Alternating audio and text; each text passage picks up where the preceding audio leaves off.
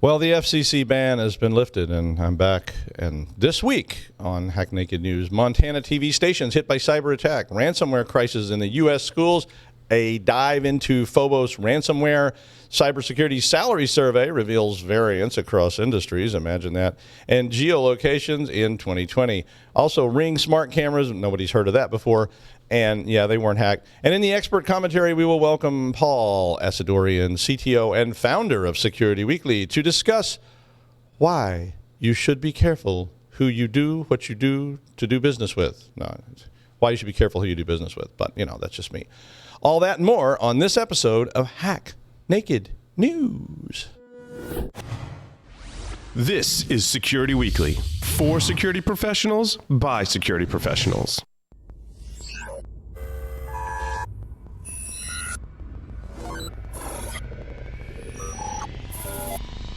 Broadcasting live from G-Unit Studios in Rhode Island, it's the show that brings you the security news each week. And despite popular belief, we do wear pants. It's Hack Naked News.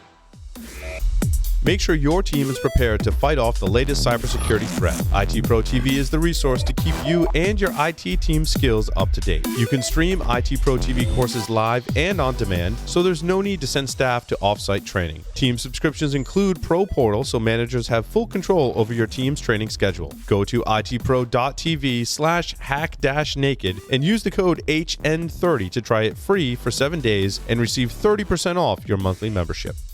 Let the team at Black Hills Information Security test your defenses. With over 10 years of experience in penetration testing, red teaming, and threat hunting, the testers at Black Hills will help you find the holes in your security before the bad guys do. The team at Black Hills cares about educating and sharing their knowledge by creating countless blogs, open source tools, and webcasts for you to learn more about the tradecraft of pen testing and red teaming. Visit securityweekly.com/BHIS to join their mailing list and view the latest blogs and webcasts from Black Hills Information Security. Welcome, everyone, to Hack Naked News, episode number 246 for the 17th of December, 2019. I am your host, Doug White. Mark your calendars, mark them, for our Security Weekly holiday extravaganza on December 19th. Security Weekly will be live streaming from this very table where we're sitting right now. 6 one-hour panel discussions with some of the most knowledgeable professionals in the industry.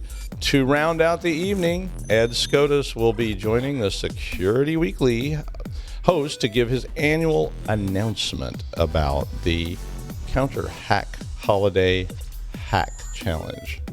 Sounds exciting. You can view the live stream on our YouTube channel, or you can visit securityweekly.com to check that out, and that's like in 2 days. We really hope to see you there. We'll all be there, and it will probably be headache-inducing at some point due to the alcohol content of the day. And now, the security news for the week. I decided to start off with talking about ransomware. I know everybody hears about ransomware all the time. Everybody's sick of hearing about ransomware. I'm sick of hearing about ransomware, but I'm sick of hearing about ransomware. Several Montana TV stations got hit by they always call it a cyber attack now, but they got hit by a cyber attack. And basically what this means is, of course, they got ransomwared. I put a whole stack of stories right there for you if you want to read about different ones. Probably the biggest one I heard about all of a sudden that was not Montana TV stations. Sorry, Montana, but, you know.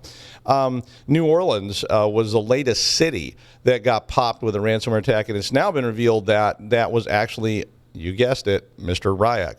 Ryak has been running rampant round and round. I can't think of any more R words. I was going to try that, but it didn't work.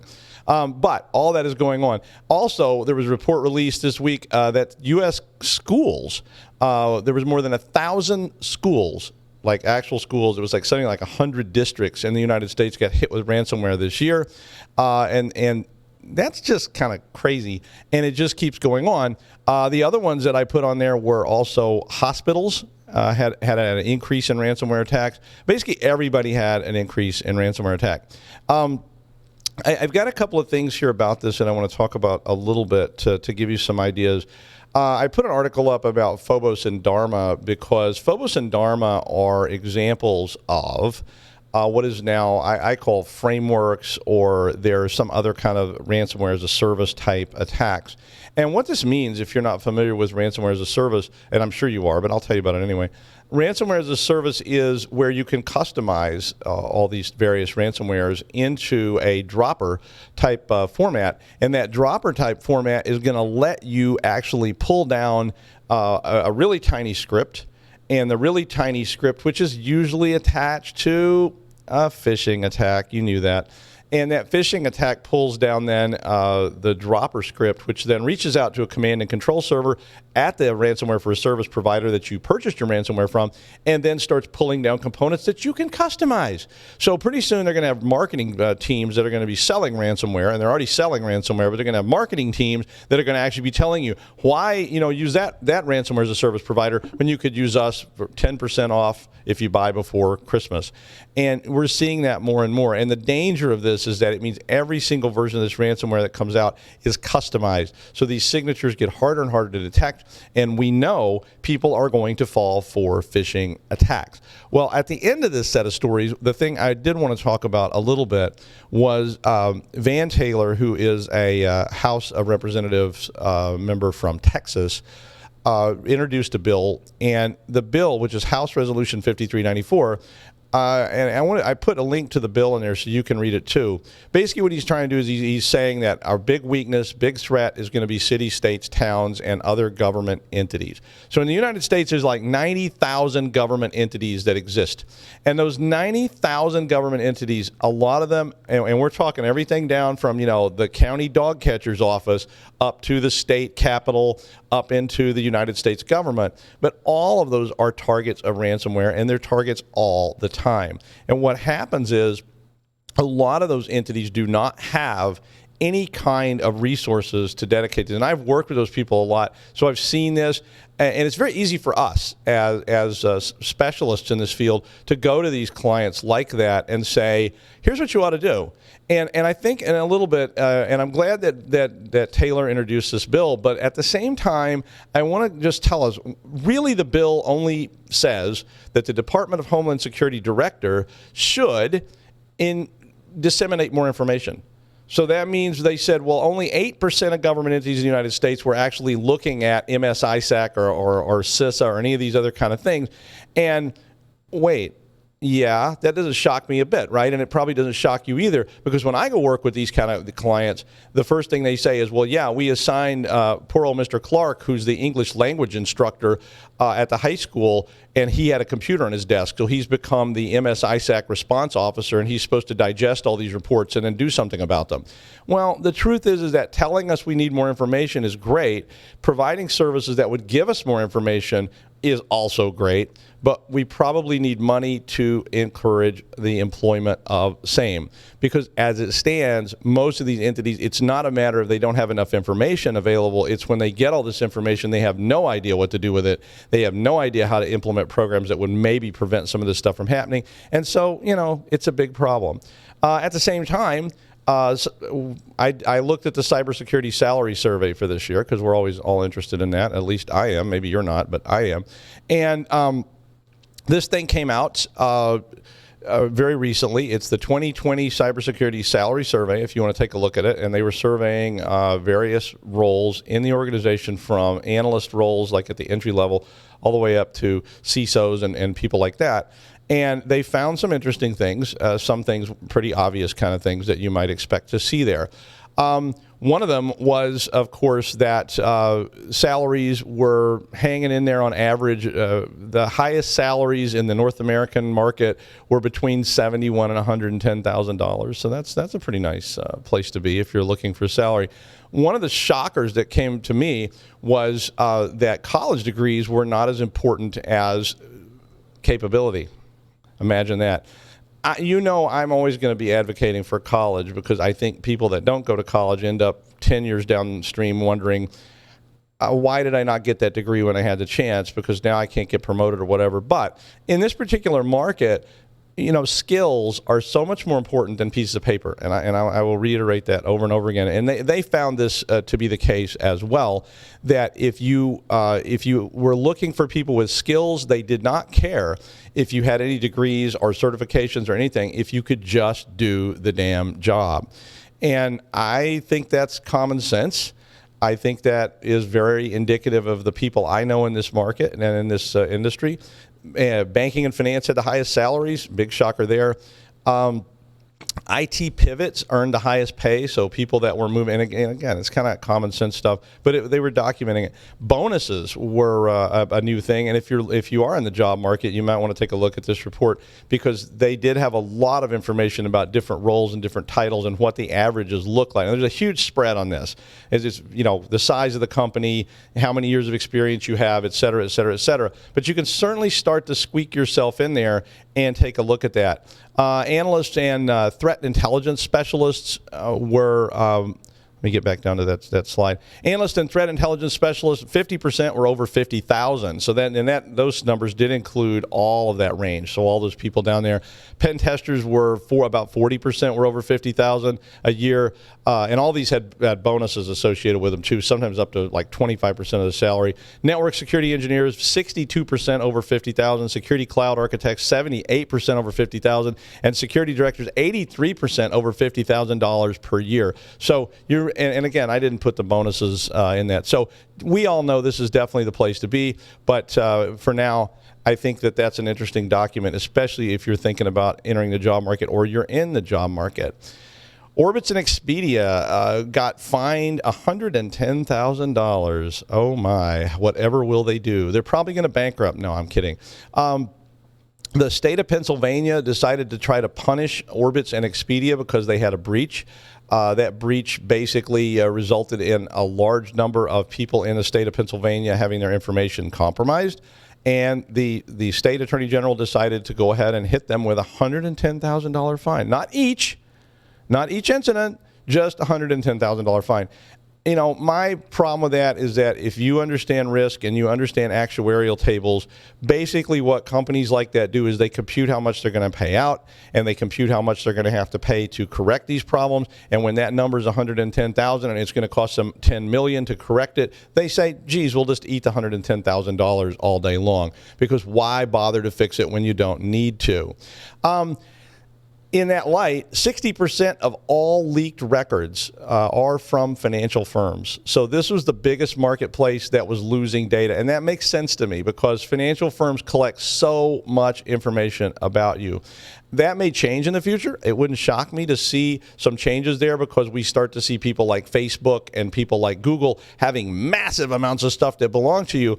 But right now, 60% of all the leaked records were from financial firms. Most of this is malware and hacking type attacks. Only about 5% of those attacks were insider threats, and accidental disclosure logged in at about 18%. So if you add that up, you get 23.5%. That leaves about, 77% of those attacks were all malware related. The big ones in 2019 were the Capital One breach at 106 million customers, Centerstone Insurance with 112,000 customers, and Nassau Educators Federal Credit Union with 87,000 losses. It wouldn't be a news report without mentioning the Ring Smart camera incident that occurred last week. Apparently some hackers were following a 13-year-old boy around the house, which is probably never a good idea, using the Ring cameras, and were harassing the family. The family said that they did not understand why this happened, and they had changed the default passwords on the Ring camera, which is the really most common way people compromise Ring cameras, is because the password is still set to the default password. That wasn't the case here. What happened on this particular incident was the family had information compromised elsewhere. I presume that information had information about where they lived, or at least, or somebody who knew them. That information was obtained, and guess what? They use the same username and password on every device they own. This is one of those things that keeps coming back around to haunt us, is that we do not have good identity management anywhere. You've heard that on these shows for years. You've heard it from us over and over and over again, and it just keeps going, and it never seems to get any better in that regard. So The Ring incident, Ring has denied that this was any kind of a flaw in their system, that it was not a breach, that it did not have anything to do with them. They said it had to do with these username and passwords. The other big link that we have here is that remote workers, and this is part of my sort of final thing here, is that remote workers have emerged as one of the biggest weak links in the network. Remote workers are now becoming a standard. That means that you're connected 24/7. That means you're connected with your phone, with your laptop, with your tablet. Pretty soon you're going to be connected with the chip in your brain and the chip in your arm, and on and on and on. And all of those things add up to a network that no longer has a solid perimeter. Somebody asked me the other day about egress filtering that I had done on a show a long time ago, and he was saying, well, how does that affect the cloud? And I'm like, well, the cloud just expands your border. But as we add all these devices and we get off into the world of the Internet of Things, and we start talking about drone swarms, which is my term for all that kind of stuff, the drone swarm idea basically means that all of a sudden we've got this massively porous network border, and that starts to become somewhat of a problem as far as I'm concerned.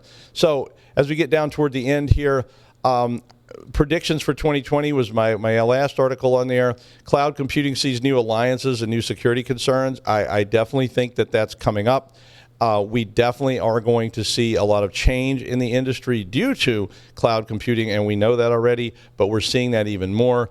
Alibaba threatens Google. I read that story and I was like, well, I mean, I think traditionally people said, oh, we trust Google and we wouldn't trust Alibaba.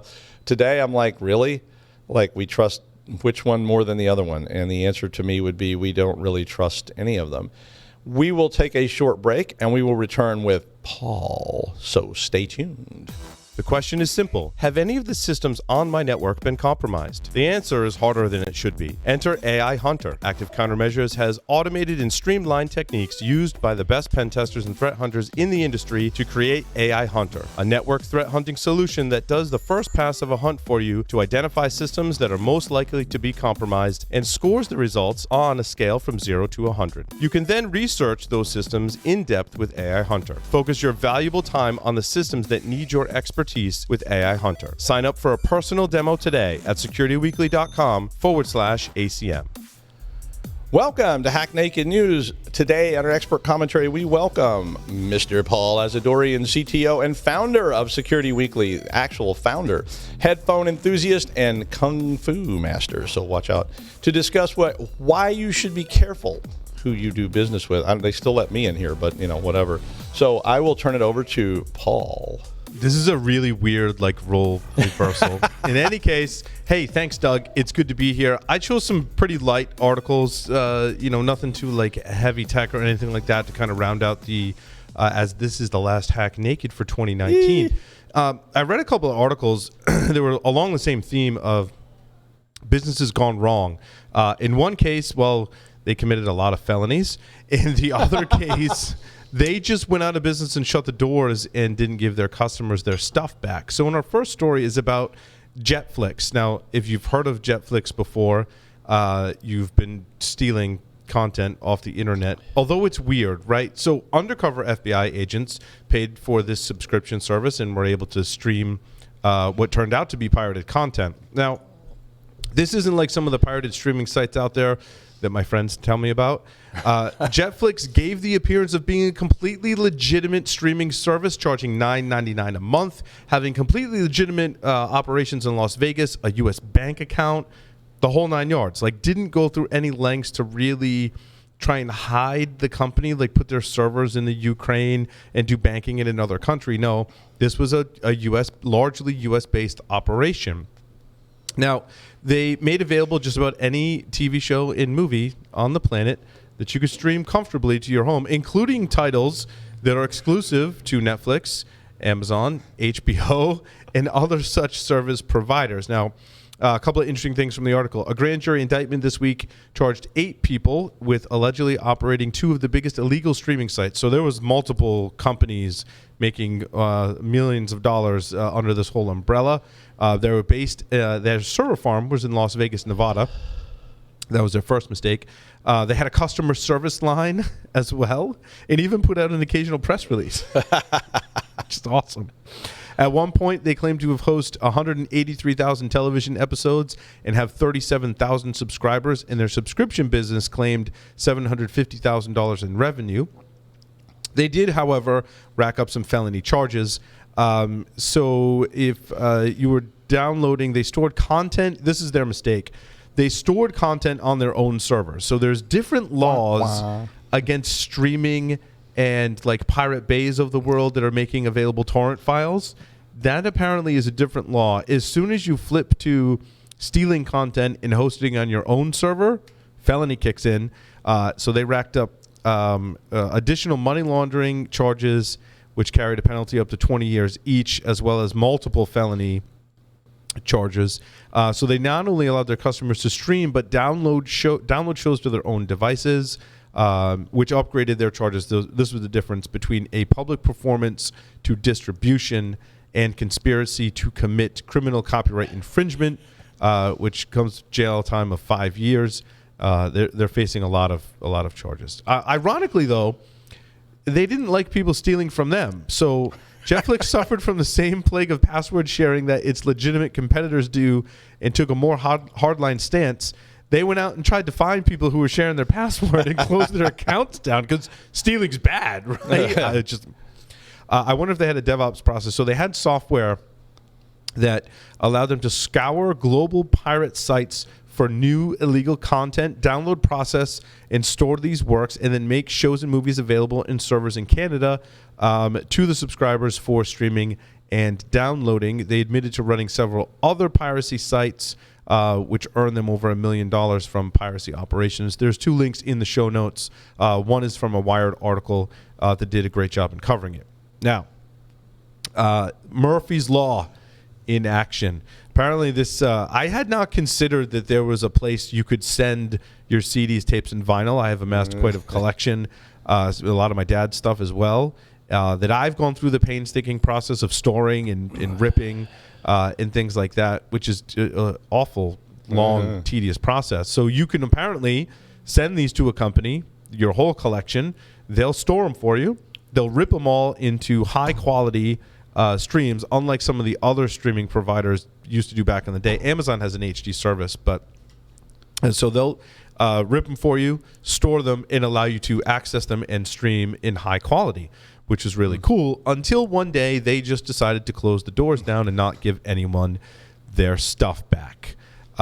So suddenly they just go out of business, cease all communications with customers. Customers did expect they would get their stuff back. One customer said, I went back and looked at the terms of use. The CDs are my property, and even they included a line that says, if they fail, the company fails, you still own your CDs. The company is still on the hook, according to their terms of service, for returning your CDs, vinyls, and cassettes, so as long as you pay a typical shipping fee, except the shipping fees now are 3 to 5 times higher than originally stated. An email on November 22nd told them they were shutting down and they had to collect their stuff. Now, this company's based in Wisconsin, so unless you're in the local area, they weren't shipping people their stuff. So locally, people could go pick it up, but they weren't shipping. So the shipping fee, was 10 times higher than Murphy's normal return costs. A third email extended the deadline from December 2nd to December 5th. So they did this on Black Friday weekend, try and minimize how much they would have to send back to customers, so people think. They said they will try and, this is the greatest part. There might be 1 or 2 in-person pickup days scheduled for those in Madison, Wisconsin. If you happen to live in Madison, Wisconsin, or know someone that does, if we can obtain permission of the landlord, abandoned discs will be recycled at the end of December when the storage facility must be vacated. Wow.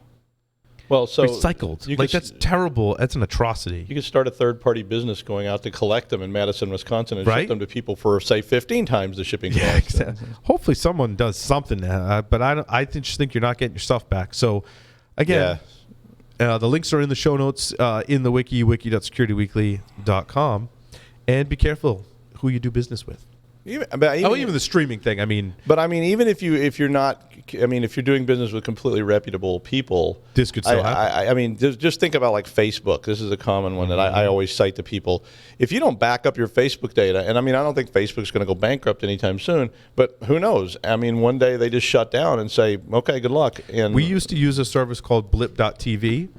They provided ample notification and download links. They said, look, we're closing shop. And you have this much time to download all of your content. And I did, and they rate limited you like horribly until I found a different ARIA 2C is a command line downloader for Linux, which I think part of it was changing my user agent and part of it was some command line magic with that program, and I was able to download them in a fraction of the time, probably hogging bandwidth against other customers who are trying to download their stuff. But I'm like, hey, I want my stuff. Sorry. Like when I'm done, and then everyone's going to have the bandwidth back. And just remember, when things are going south and it's about to be the end of the road, that's the worst time to be trying to get these guys to do anything for you, because you send them money for shipping and they go, that money just went into our electric bill and we still didn't ship it. So when you start seeing those kind of announcements and the ship is sinking, it starts to get really ugly about how you're going to get any of your information back. And I've had that experience, not with you. I had some with the physical stuff, and I couldn't get it back.